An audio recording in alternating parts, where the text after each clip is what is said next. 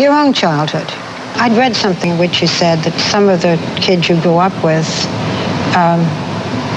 were in prison today or were dead today. Yeah. Why not you? I was just very, very lucky. And I had more to lose at home than I did in the street. I had more at stake at home. You mean your mother? You didn't have to worry about being killed in the street. Your mother would kill you, right? My mother, I thought her purpose in life was to just embarrass me. She'd come get me on the street at any time, in front of anybody. I was in a basketball, playing basketball in the playground. And everybody knew that, I had to be home a little earlier and that my mother was always on my case. And so she came to get me and they were like, yo, D, your mom is here, man, So I was like, oh, boy. So she's sitting here in the driver's seat. I'm here. All the kids are over there on the other side of the fence watching.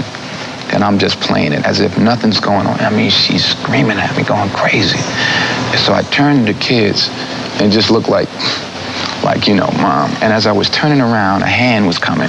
Pow! And I just remember going down under the dashboard.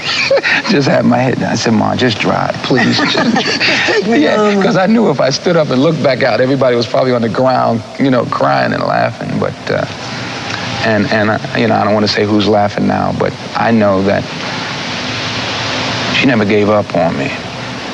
Never gave up on me. And she had a lot of reason to. I got kicked out of college, too. She did the same thing. What did you do when they kicked you out? Just no focus. But, how did you get back in again?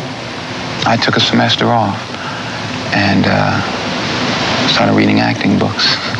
That's when I got into acting. Most people don't know that your first, I guess that was the first play that came to people's notice, was right. Malcolm X. Right. It wasn't called Malcolm X. It was called When the Chickens Came Home to Roost. Yeah, a Malcolm X line. Right, yeah. Right. And I remember flipping through the script and saying, okay, Malcolm's in there a lot. That could be a good part. I mean, that was... No idea who he was, really. Just it was a good, meaty part. I found out, though. In doing the play? In doing the play, yeah. Did it change you then?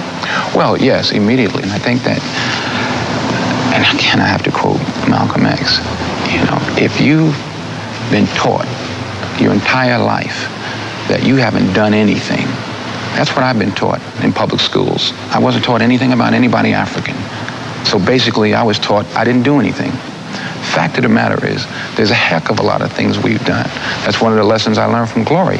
It was never taught to me that 180,000 black men and women fought in the Civil War. How can that not be taught in public schools my whole lifetime? So what you try to do, it starts with self-esteem, thinking good of yourself. Right. But while we are talking about this business of self-esteem, then I get back to you.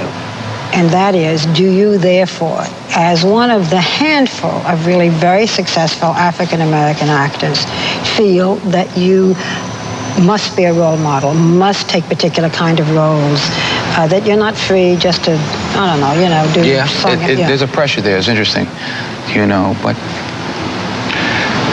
when you pray for rain, you got to deal with the mud too, right? If you want another awesome video in our Black Excellence series, check out the video right there next to me. I think you'll enjoy it. Continue to believe, and I'll see you there.